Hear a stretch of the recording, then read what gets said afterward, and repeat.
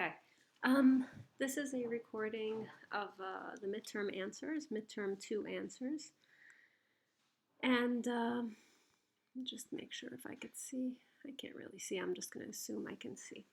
Okay. So we're going to start with the multiple choice. And to maximize utility, a consumer with a, let me make this a little bit bigger actually.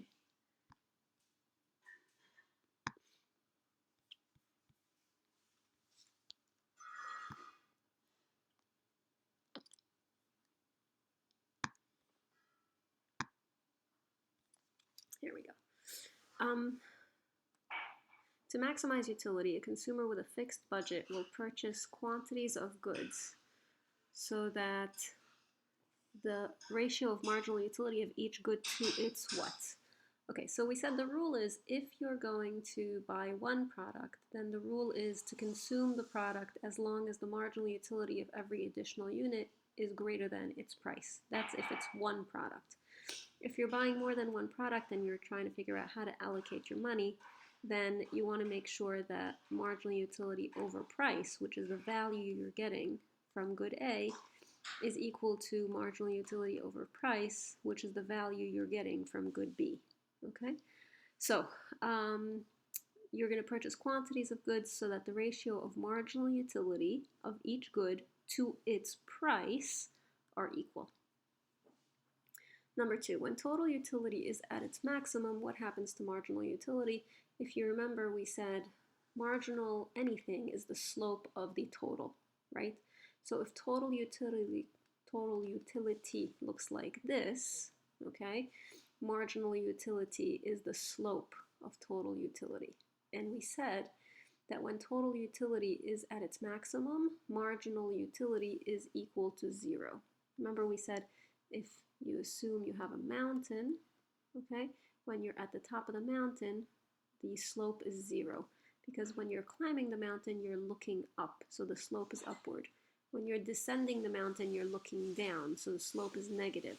When you're at the top, you're looking straight ahead, so the slope is 0. Number 3, according to the law of diminishing marginal utility, which of the following is true? So the law of diminishing marginal utility says that the slope of total utility is getting flatter and flatter. So even though total utility is growing as you consume more and more, it's growing at a slower and slower rate. Okay? So the additional satisfaction, the marginal satisfaction received from consuming extra units of a good decrease as consumption increases. Marginal utility is falling as consumption increases. Let W denote the nominal wage, P is the output price, marginal product of labor is the marginal product of labor. Which of the following relationships correctly estimates the marginal cost of production for a perfectly competitive firm? Okay, first of all, we're talking about hiring workers. We said when you're deciding how many workers to hire, you hire workers as long as the value you get from each worker, which is how productive the worker is times the price of the output, is greater than or equal to the cost of the worker, the wage. Okay, so this is the rule for hiring. And presumably, okay, you stop at the last worker you hire, price times the marginal product of labor is equal to the wage. Okay, now here it's telling me about marginal cost. So this, where is marginal cost in all this? Well, it's telling me about marginal cost in a perfectly competitive firm. What do we know about a perfectly competitive firm? A perfectly competitive firm, we know that price equals marginal cost. That's the connection, okay? So we can just change price for marginal cost. So then this becomes marginal cost times marginal product of labor equals to the wage, or marginal cost is equal to wage divided by marginal product of labor. Okay, number 5. A firm produces truffles by using labor and capital. The price of labor is $10 a unit. The price of capital is $20 a unit. At current output level, the marginal product of labor is 40. Marginal product of capital is 60. Is this ideal? Is this optimal? So again, just like with the consumer. Here, the consumer is the firm. The consumer is going to shop for workers as long as the value per worker is equal to the value per machine. Okay, so we have the price of labor is 10. The price of capital is 20. Marginal product of labor is 40. Marginal product of capital is 60.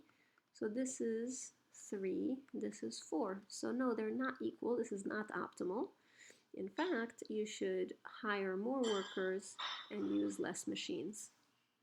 So the answer would be E. In the table above shows the short-run production function for picking apples. Based on the production data, which of the following statements about the marginal product of the 5th worker is true? So this is the number of apples picked. That's the total product. Okay, the marginal product of the first worker is 4 apples. The second worker adds an extra 5 apples, 6 apples, 5, and 4. So what can we say about the marginal product of the 5th worker? It's equal to 4. What we can say is that it is less than the marginal product of the 3rd worker due to diminishing returns, right? So initially each worker is more and more productive, but then past the 3rd worker, diminishing returns set in, and the additional workers become less and less productive. Number 7, assume that both the product and labor markets are perfectly competitive. It would be profitable for a firm to hire additional labor if the ratio of wage to marginal product labor is what? So again, when we are deciding how many workers to hire, so we said as long as the value you get per worker is greater than the wage, you keep hiring. You stop when they're just equal. Okay? So we're going to use this condition, and we're going to say, so they want to know if the ratio of wage to marginal product of labor, so that means wage divided by marginal product of labor, less than or equal to the price of the output, right? When you have an inequality, you can rearrange. You can divide one side, whatever. Do whatever you want. The only thing is if you divide by a negative number, then the direction of the inequality flips. Here, marginal product of labor is positive, so when we divide both sides by the marginal product of labor, we do not have to change the direction. Okay? So you will hire additional labor if the ratio of wage to the marginal product of labor is less than the output price. Okay. After which worker does diminishing marginal product occur? So here, let's do marginal product. So we have 3, 4, 3, 2, 1, minus 1. Okay, so you see marginal product per worker is increasing, and then after the second worker, it starts to fall. So after the second worker. Okay, here we're, if the firm can sell as many potatoes as it wants for $2 a pound, and the wage is $5 a pound per hour, how many workers should they employ? So the wage is 5, the price of potatoes is 2. So let's go back here. So we're saying the price of potatoes is 2, the wage you have to pay your workers is 5. Okay, and again, the condition for hiring is price times marginal product of labor has to be greater than or equal to the wage. Okay, so we have the marginal product of labor. So price times the marginal product of labor, we have to multiply everything by 2. So we have 6, 8, 6, 4, 2, minus 2. And that's the value each worker brings in, right? So the first worker is worth $6 to you.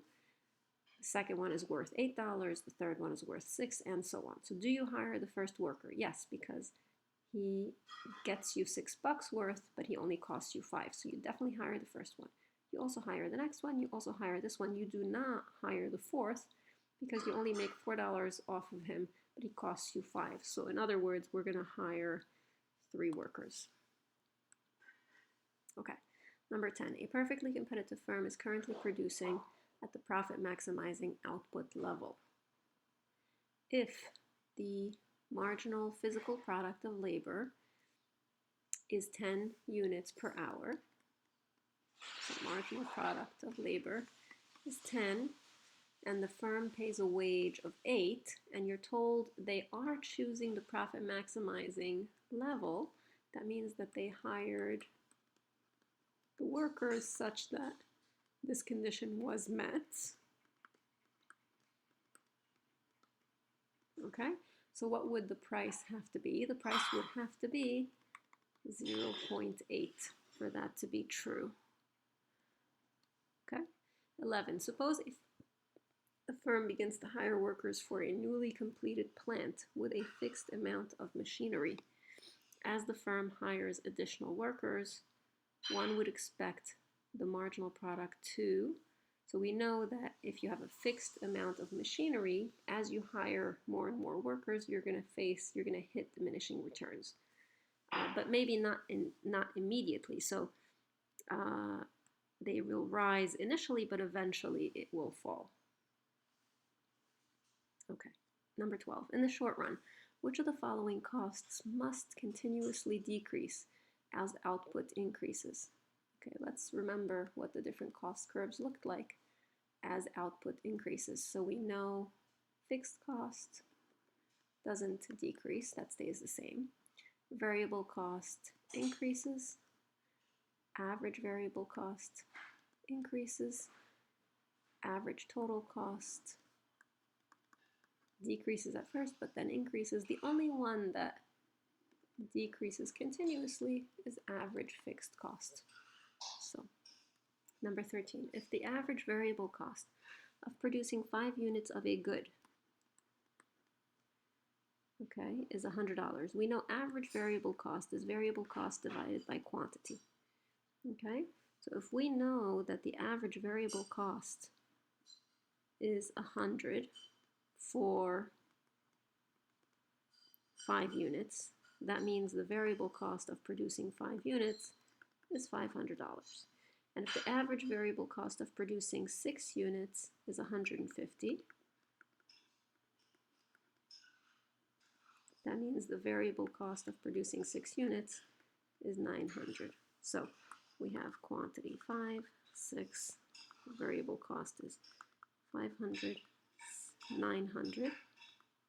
So what's the marginal cost? We know the marginal cost can be calculated off of changes in total cost or off of changes in variable cost.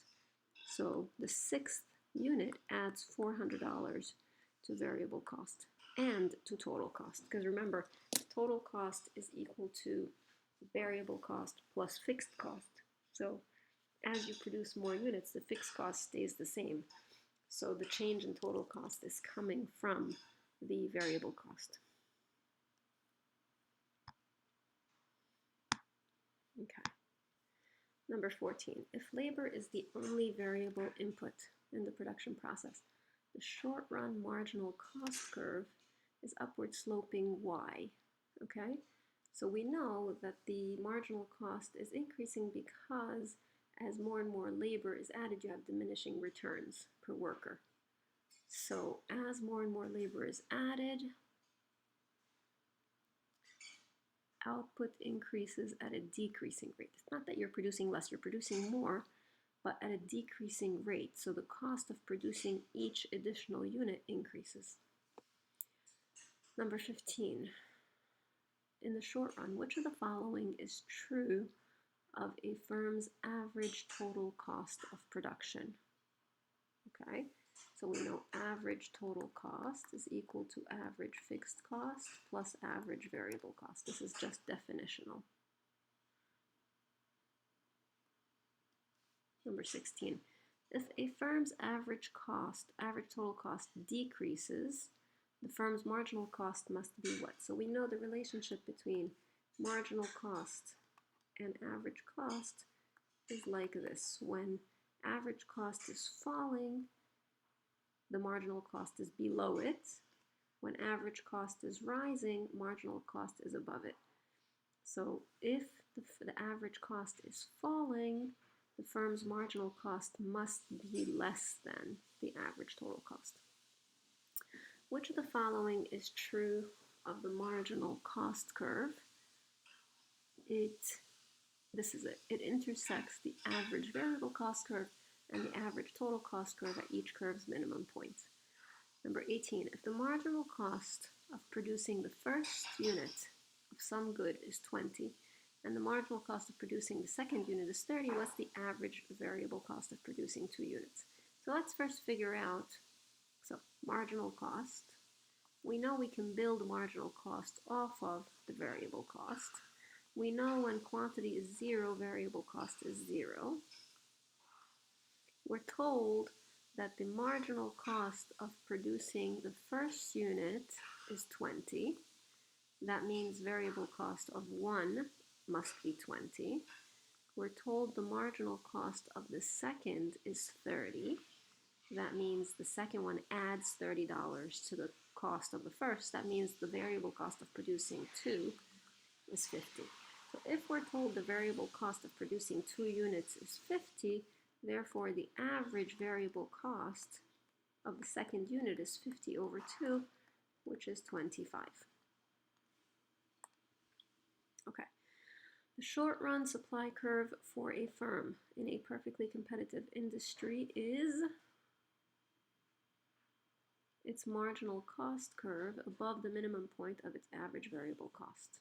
Okay, you remember we said that the marginal cost curve is the supply curve for all those points above average variable cost, because for the points below average variable cost, those are shut down points.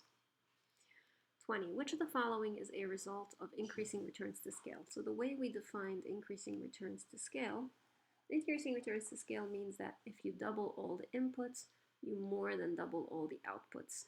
The implication of that is that the long run average total cost is falling. Okay? So downward sloping long run average total cost. Number 21, all of the following are essential characteristics of a perfectly competitive industry, except there are barriers to entry. We know in perfect competition there are no barriers to entry.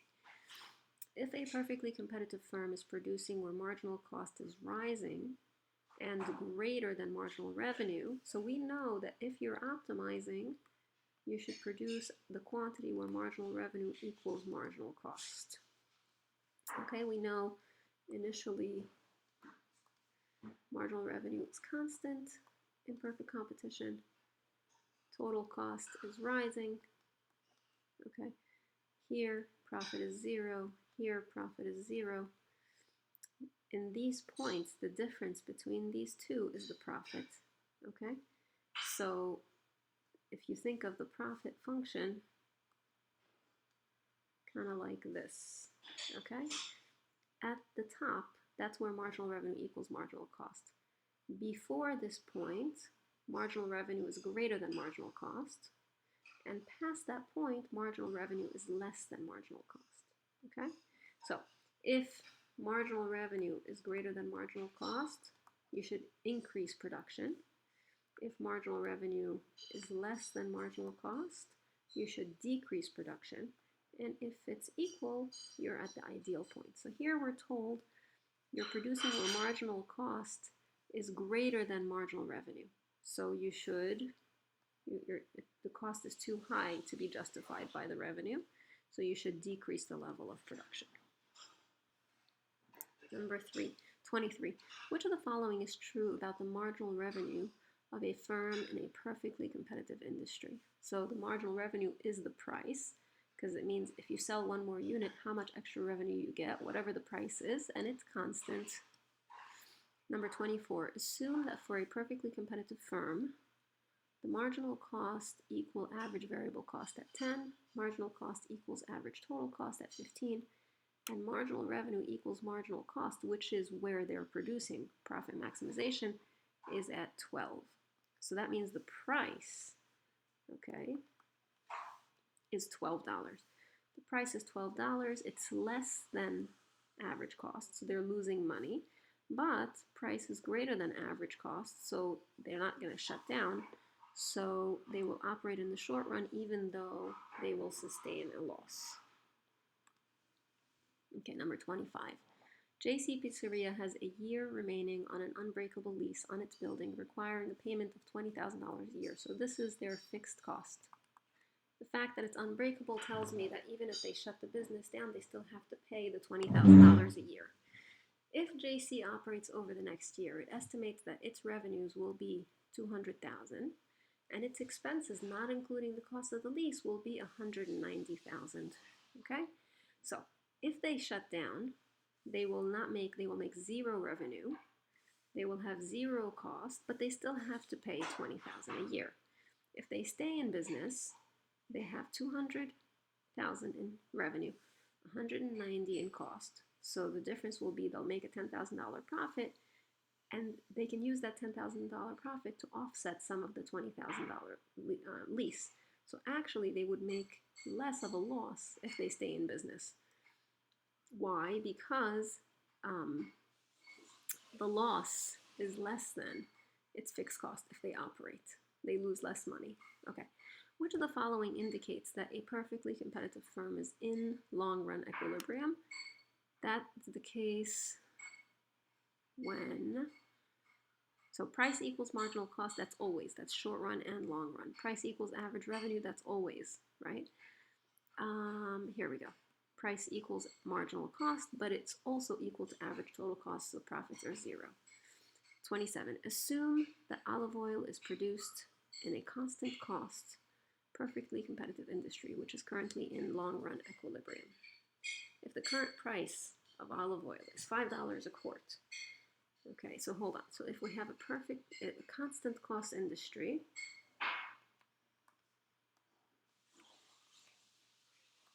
okay, so constant cost industry, it means this is the average total cost curve in the long run, okay, and this is the price. So the firm takes this price as given. Here's marginal cost. So this is the quantity the firm will produce. Okay, so you're currently in long run equilibrium. That means the average total cost is equal to price, is right now. Current price is $5. Okay, demand for olive oil increases. Okay, so if the demand for olive oil increases, here we go. So the price in the short run is going to go up. Okay, and when the price goes up, you're going to now produce, where price equals marginal cost, a bigger quantity, but now you're making a profit. Because you're making a profit, other people will enter the market until price is back to $5 and you're making zero profit again. Okay, so in the short run, price will be more than $5. In the long run, it's going to be back to $5. Okay, for a perfectly competitive increasing cost industry. So here we have an industry which has increasing cost. So let's see.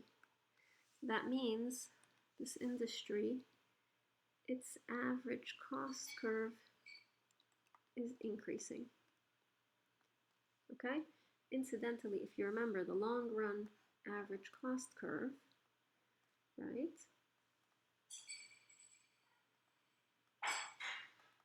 was a bunch of short run average cost curves. So this is the lowest you could do. Okay? All right. So we have, here's the price, and the firm takes the price as given,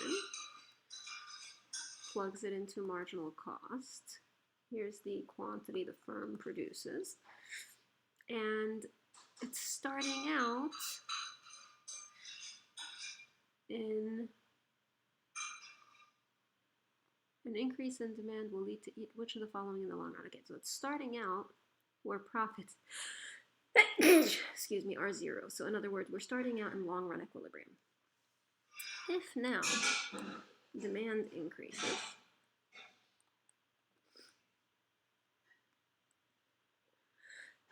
excuse me, the price will go up. When the price goes up, now you're producing a higher quantity and you're making a profit.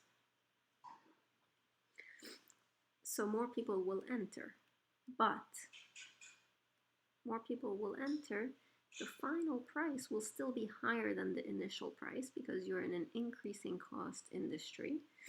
And not only that, so this will be the final price, right? So let's see. This will be the final price. How could it be that it's the final price if it's long run equilibrium? Does it mean that you're making a profit? No. It means that the average cost curve will actually shift up so that the new average cost curve is equal to the price. Realize when we moved from point A to point C, we're on a different point in the long run average cost curve, and that corresponds to a higher average cost curve. Okay, so the answer will be an increase in the industry's demand will lead to an upward shift in each firm's long run average cost curve. Okay, in the long run. Okay. All right. Number 29. Which of the following segments of the marginal cost curve lies entirely on the firm's short-run supply curve? So we said the short-run supply curve is the marginal cost curve above the minimum point of average variable cost, so TUV. Okay. And number 30. The graph above shows the cost curves for a competitive firm that produces 20 units of output. What's the total cost and what's the total fixed cost of producing 20 units of output? So we see when they're producing 20 units, the average total cost, so average cost, is equal to 6. If quantity is equal to 20, average cost is equal to total cost divided by quantity. So if average cost is 6, what is total cost? So total cost must be 120. Okay? How do we know the fixed cost? We know that total cost is equal to variable cost plus fixed cost. So we know the total cost. If we can find out the variable cost, then we can find out the fixed cost. So here we see the average variable cost is equal to 5. So again, that's variable cost divided by 20, so the variable cost must be 100. So if variable cost is 100 and total cost is 120, fixed cost must be 20. There we go. Okay. Okay, so that completes the multiple choice portion. And I want to now show you the long answer portion.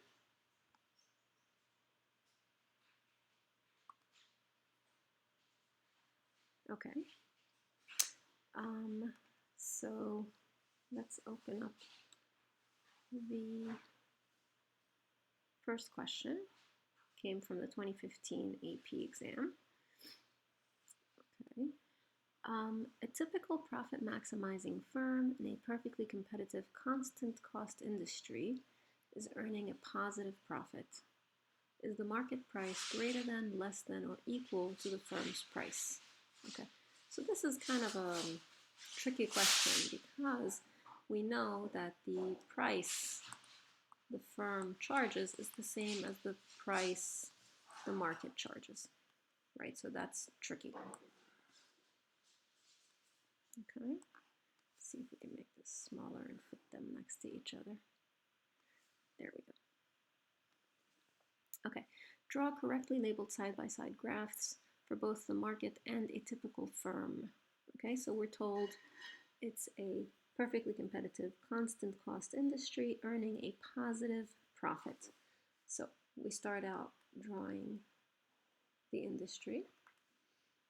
Always label your axes, always label your graphs. Okay, so this is going to be quantity M, PM, and the firm takes the price as given. That is the average revenue. It's also the marginal revenue.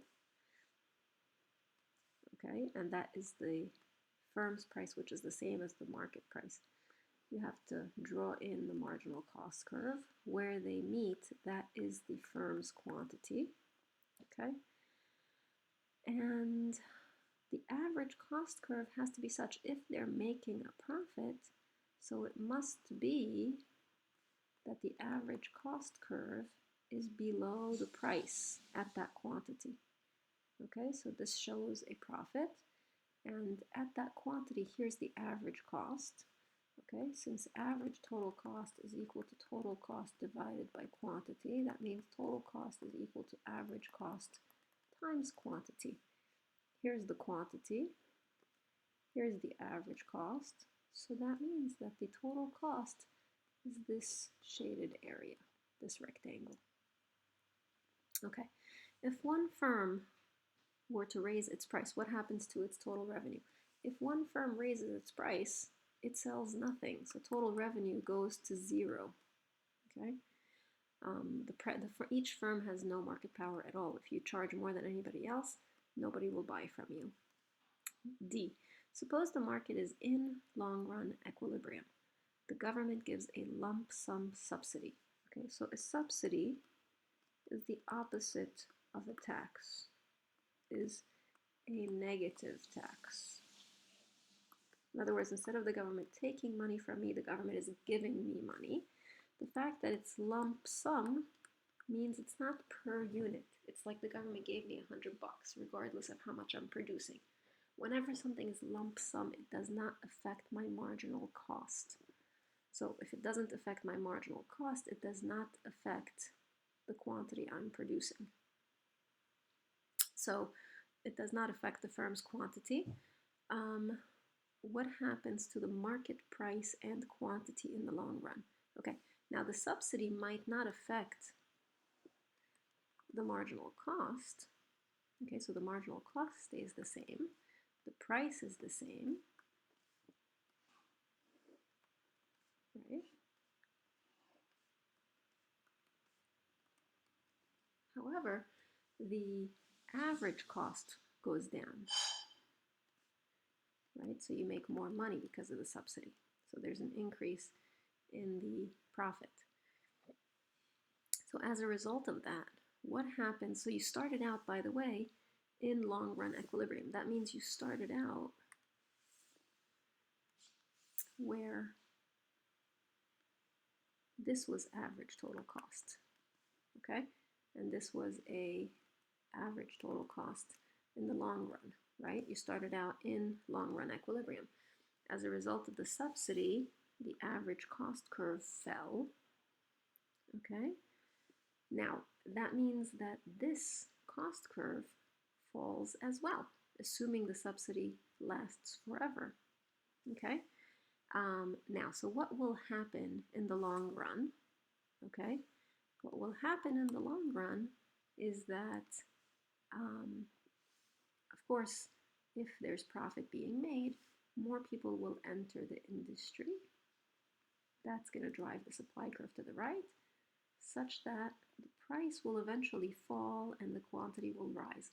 The reason the price will fall in the long run is because the average cost curve has permanently fallen. Okay, so now price actually stays lower forever. Okay.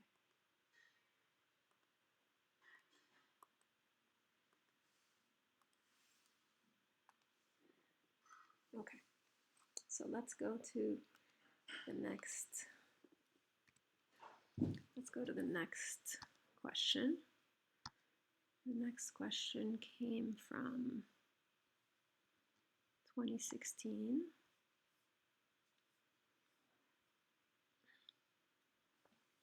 Okay, so Martha has a fixed budget of $20.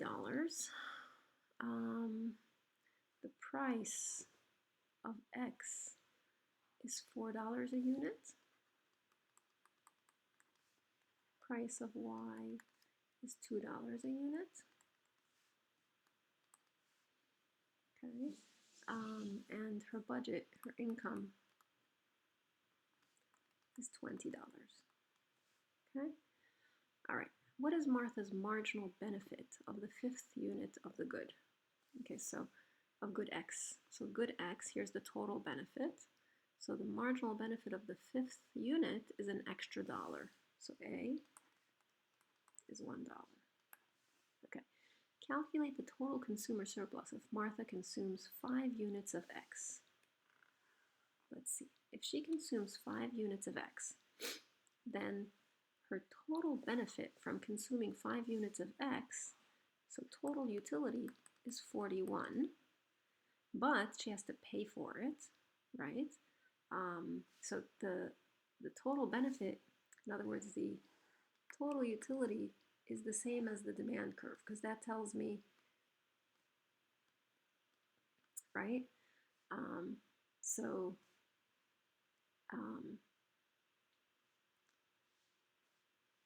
the consumer surplus is the difference between how much utility you get and how much you have to pay. So the price here is $4. So if she's consuming 5 units, the cost is 4 times 5, which is $20. So total benefit of 41 minus $20, so that means her consumer surplus is 21. Alternatively, we can calculate marginal benefit or marginal utility, because that tells us exactly how much utility or how much willingness to pay for each unit. Okay, so we could say the first unit, the marginal utility, so here, quantity,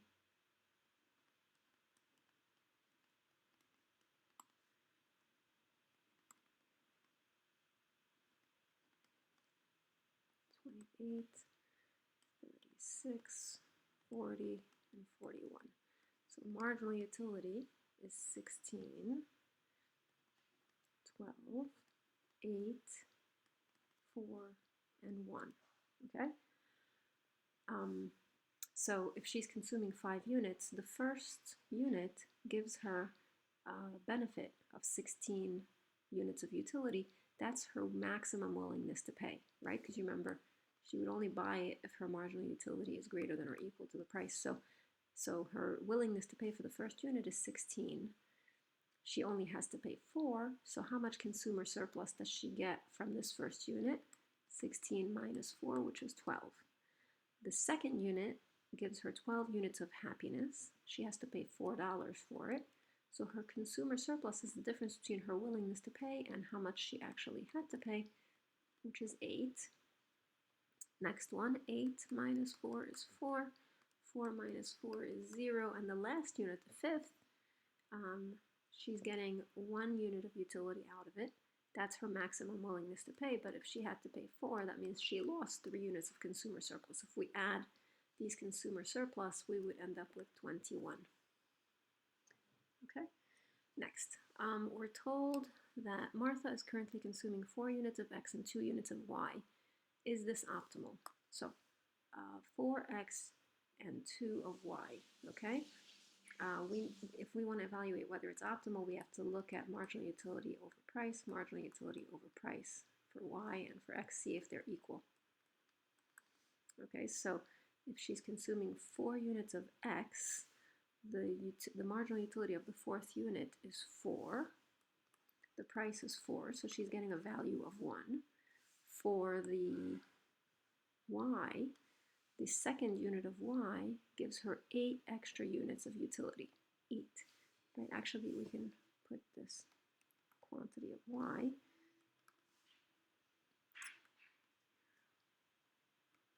One, 2, 3, 4, 5. Total utility of Y is 0. 10, 18, 20, 24, 28, and 30. Okay, so let's see. So the marginal utility of y is 10, 8, 6, 4, and 2. So the second unit of y gives her a marginal utility of 8. It costs 2, so she gets a value of 4. So no, she's not optimizing. In fact, she should be consuming more y and less x. Okay, so that's that answer. What is the optimal combination? Okay, so to figure out the optimal combination, what we should do is we should write down marginal utility over price for each of them. So the price of x is $4, so 16 over 4 is 4, 12 over 4 is 3, 8 over 4 is 2, 4 over 4 is 1, and this is a quarter. Here, marginal utility over price is $2, so we have 5, 4, 3, 2, 1. Okay? All right, so the first item you're going to buy is Y, because it gives you a higher utility per dollar. And how much does that cost? $2. Then we're going to buy the first X. Then we're going to buy the second Y. Then we're going to buy Y and X. So that is, how much have you spent? 6 plus 6 is 12, 13, 14.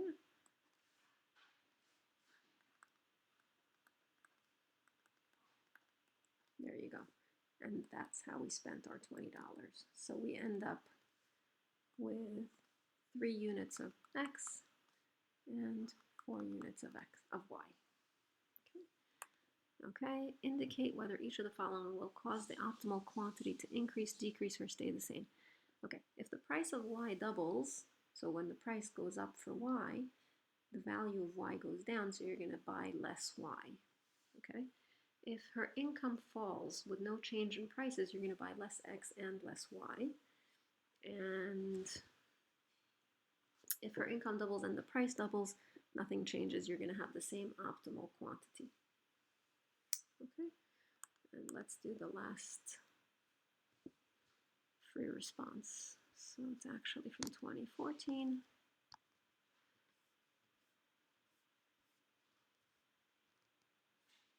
Here we go. Let's clear that. Okay, so we're told gasoline is sold in a competitive market in which demand is relatively inelastic and supply is relatively elastic. Okay, so the way we would draw it, let me make this bigger.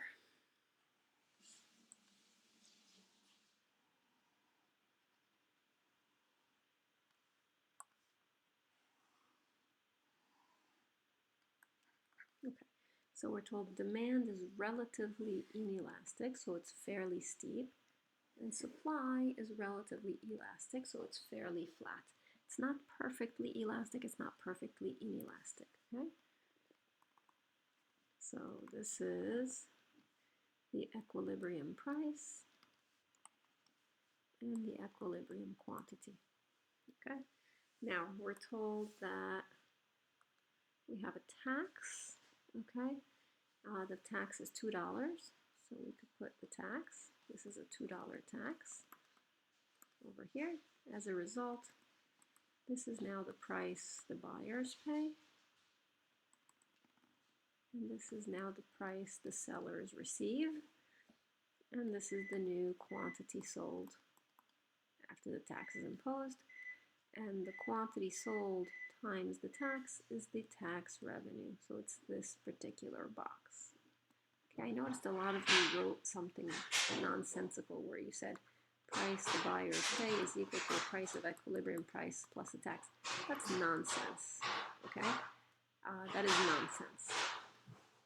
Okay, using the labeling, okay, so we said the tax revenue. Will the tax burden fall entirely on buyers? Okay, who does it fall on? It's going to fall more on the buyers than on the sellers because the buyers are more inelastic. In fact, this is the share the buyers pay, okay? And this is the share the sellers pay, so you see much smaller portion for the sellers, okay? All right, that's it. I hope you found this helpful. Let me try to close that out. Hold on.